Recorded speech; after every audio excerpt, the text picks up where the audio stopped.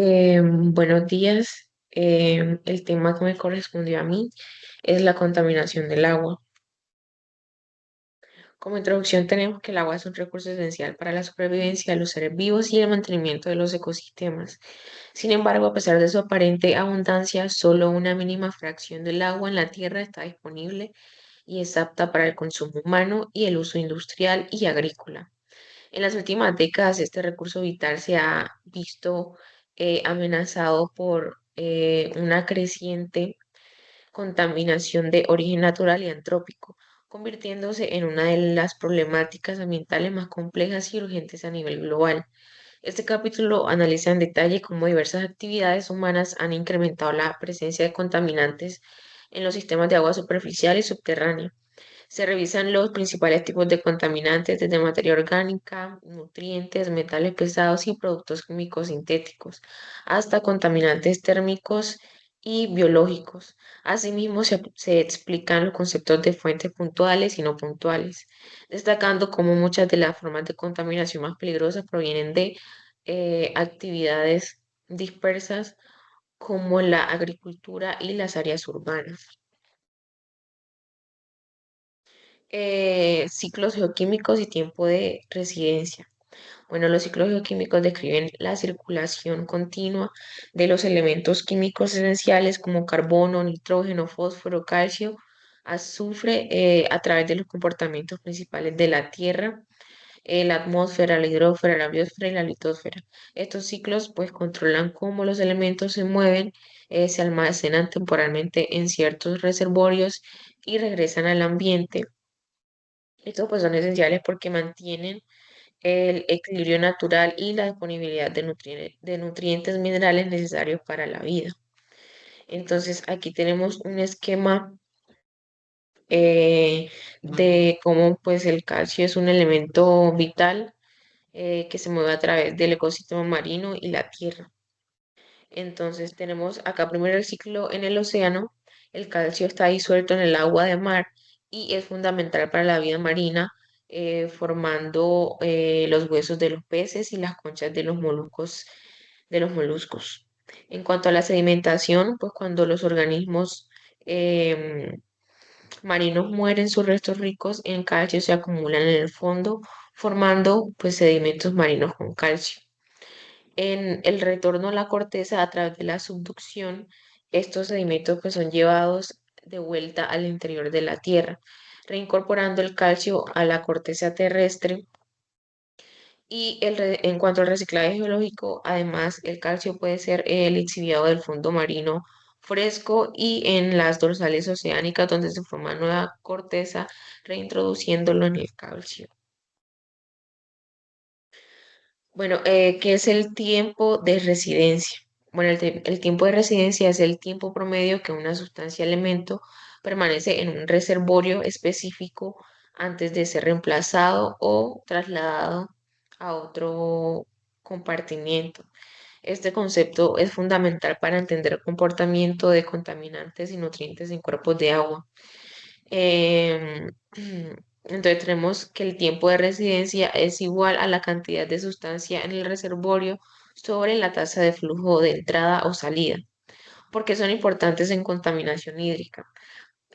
Con esto pues se utiliza para la determinación del riesgo, la capacidad de autodepuración, la evaluación de impactos y el diseño de estrategias de remediación. Los tipos de fuentes de contaminación. Tenemos tres fuentes principales que son las fuentes puntuales, fuentes no puntuales y contaminación natural.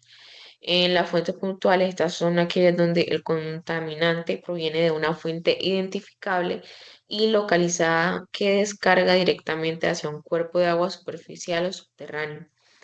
Las fuentes no puntuales son aquellas donde los contaminantes provienen de áreas dispersas y de múltiples orígenes, dificultando su localización y control. Y la contaminación natural, Montgomery también señala que ciertos procesos naturales contribuyen a la contaminación hídrica, aunque en menor escala que las fuentes antrópicas. Aquí, bueno, las características de fuentes puntuales y no puntuales. Cuanto a las puntuales, esta tiene una emisión controlada desde un punto definido, son más fáciles de identificar, monitorear y regular. Generalmente están asociadas a actividades industriales, urbanas o institucionales. Y las fuentes no puntuales, provenientes de correntía superficial, infiltración o procesos difusos, aumentan significativamente durante lluvias o deshielos, y estas pues son la causa más importante de contaminación de cuerpos de agua superficial. Entonces acá en este esquema, las fuentes puntuales serían las plantas industriales y descargas de alcantarillado pluvial. Y las fuentes no puntuales serían acá, por ejemplo, campos y las basuras que se encuentran dispersas. Ahora tenemos la contaminación por materia orgánica. Esta pues se refiere al aporte de compuestos orgánicos biodegradables al agua como restos de plantas, alimentos, heces, aceites, residuos domésticos, aguas hervidas y efluentes industriales orgánicos.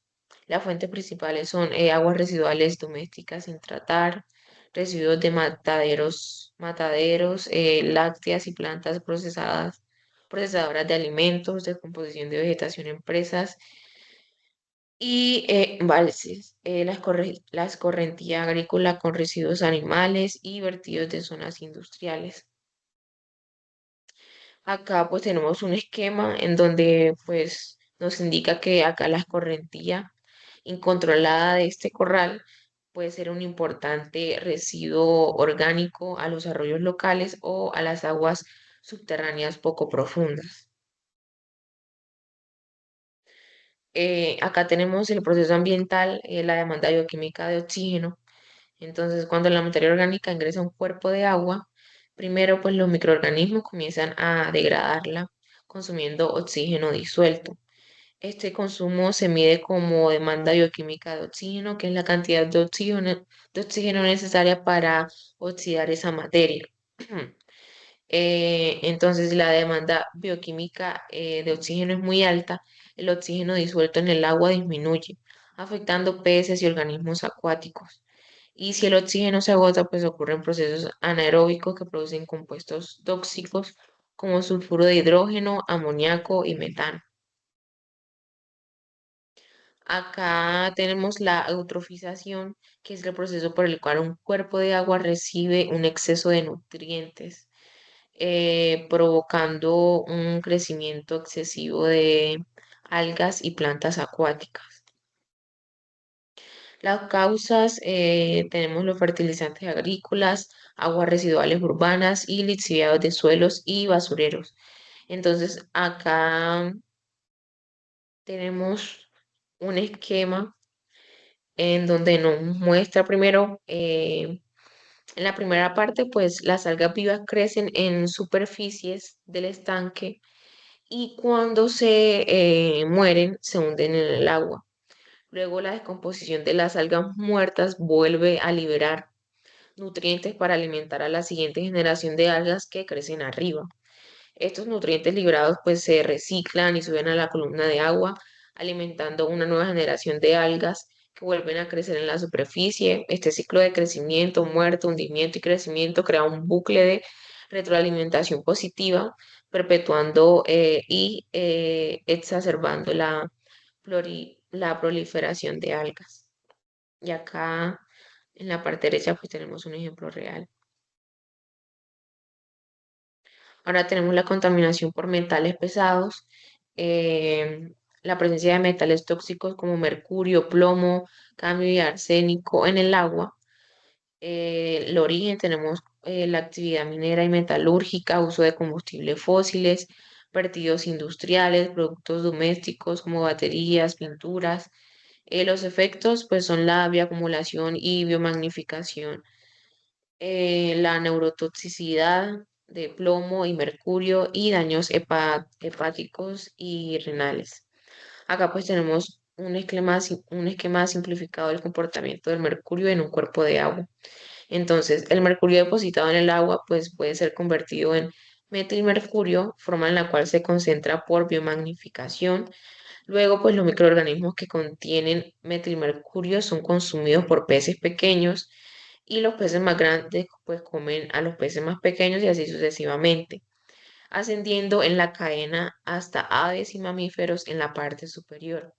Las toxinas acumulativas como los metales pesados pueden llegar a concentrarse en niveles muy altos en las criaturas en la cima de la cadena. De unas pocas partes por 1.000 millones en el agua, las concentraciones de mercurio pueden alcanzar fácilmente varias partes por millón en los peces y esto es suficiente para representar una amenaza para la salud. Ahora tenemos la contaminación por compuestos orgánicos. Esto se da por presencia de petróleo y sus derivados en ecosistemas acuáticos, por accidentes, derrames o vertidos. El origen, derrames de buques petroleros, filtraciones en aleoductos y lavado de tanques. Los efectos serían la formación de una película que bloquea oxígeno y luz, daño a corales, manglares y peces y bioacumulación de hidrocarburos aromáticos. Bueno, ahora tenemos la contaminación agrícola.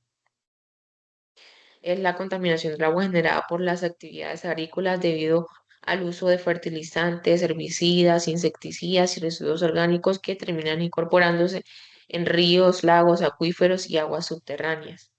Las causas principales son la aplicación de fertilizantes y plaguicidas en cultivos y jardines que terminan arrastrados por lluvias o riego. La erosión del suelo agrícola que transporta contaminantes adheridos a partículas, el uso de estiércoles animales y residuos orgánicos que al escurrirse aportan materia orgánica y nutrientes. Las aguas de escorrentía de cebaderos comerciales y zonas de cría intensiva de ganado. Acá en este esquema se presenta un estudio en la cuenca de Willamette que muestra una fuerte correlación típica entre el nitrato en la escorrentía primaveral y la proporción de la cuenca de drenaje dedicada a la agricultura. También tenemos la contaminación potencial de fuentes no puntuales por nitrógeno en la aplicación comercial de fertilizantes. Ahora tenemos la contaminación por sedimentos. Es la incorporación excesiva de partículas sólidas como arena, arcilla, limo y materia orgánica particulada a los cuerpos de agua que altera su calidad física, química y biológica. Las causas principales son la erosión del suelo por deforestación, agricultura intensiva y obras civiles, carreteras, presas y urbanizaciones, el minado de ríos y actividades extractivas que remueven sedimentos, la escorrentía superficial durante lluvias en zonas sin cobertura vegetal, movimiento de embarcaciones que remueve sedimentos del fondo y por último, efluentes industriales con sólidos suspendidos. Acá tenemos un esquema en donde nos muestra pues que el sedimento enturbia las aguas de las corrientes. La corriente de la derecha está turbia con sedimento de suspensión que probablemente se debió al colapso de la orilla. Y se observa pues el contraste con el afluente claro de la izquierda y el hecho de que las aguas de las dos corrientes no se mezclan inmediatamente donde se unen. Ahora tenemos la contaminación de agua subterránea, que pues es la alteración de la calidad de las aguas almacenadas en los acuíferos, producto de la infiltración de sustancias contaminantes a través del suelo y subsuelo, que afecta su uso para consumo humano, agrícola e industrial. Acá pues nos dice que la susceptibilidad de las aguas subterráneas a la contaminación por nitrato está relacionada no solo con el nitrógeno aplicado en los fertilizantes, sino también con la velocidad de drenaje de los suelos, bien drenados. Son suelos permeables a través de los cuales el agua se infiltra fácilmente. En un estudio nacional de los principales acuíferos, las concentraciones de nitratos en las aguas subterráneas disminuían a medida que aumentaba la profundidad del acuífero. Y la mayoría de las muestras que superaban la norma del agua potable de 10 miligramos por litro, procedían de acuíferos poco profundos. Esto puede reflejar una mayor mezcla de agua superficial contaminada con agua no contaminada en acuíferos profundos, o la protección de acuíferos más profundos por una cubierta más gruesa de material de baja permeabilidad. Acá tenemos pues la remediación y control de la contaminación en aguas subterráneas. Los métodos principales son la extracción y tratamiento, que consiste en el bombeo de agua contaminada para depurarla en superficie antes de su reinyectado o disposición. La descontaminación in situ es el tratamiento directo en el subsuelo mediante bioremediación, oxidación química o barreras reactivas permeables. Contención hidráulica, que es la instalación de pozos perimetrales para evitar la expansión de contaminantes. Acá tenemos un ejemplo, es el caso de Arsenal de las Montañas Rocosas Colorados, donde se empleó una combinación de contención hidráulica y monitoreo para evitar que solventes industriales alcanzaran zonas urbanas. Acá pues tenemos el esquema del sistema de control de los límites de las aguas subterráneas contaminadas en el Arsenal de las Montañas Rocosas.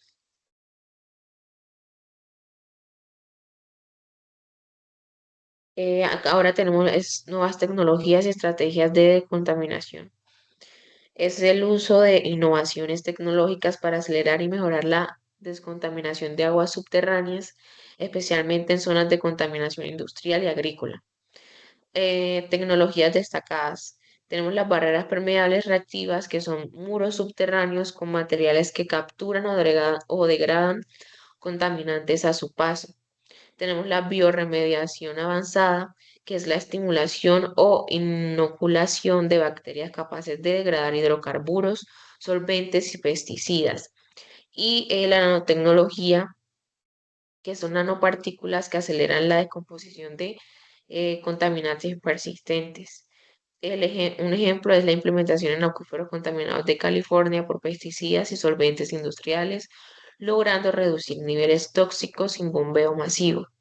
Acá pues nos muestran un esquema donde el agua subterránea fluye a través de la grava hacia una barrera permeable que contiene hierro metálico, el cual reacciona y destruye los solventes orgánicos, dejando que el agua limpia fluya a través del acuífero.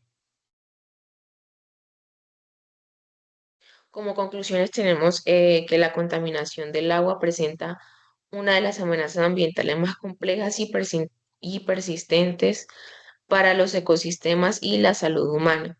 A lo largo del capítulo, pues evidencia que los contaminantes pueden tener múltiples orígenes, desde fuentes puntuales, fácilmente identificables, hasta fuentes no puntuales, más difusas y, y difíciles de controlar, y afectar tanto cuerpos de aguas superficiales como subterráneos.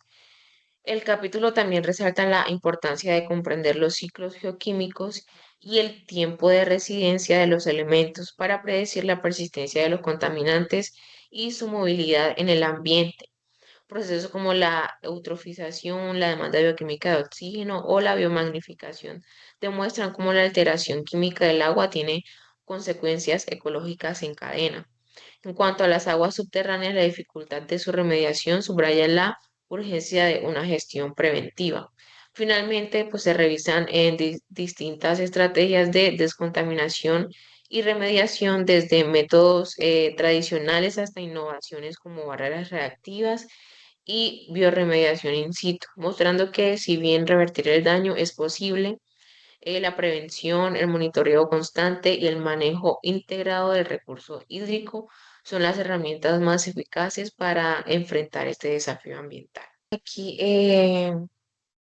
pues tenemos las referencias bibliográficas y para la exposición utilicé el libro de Environmental Geology. Muchas gracias.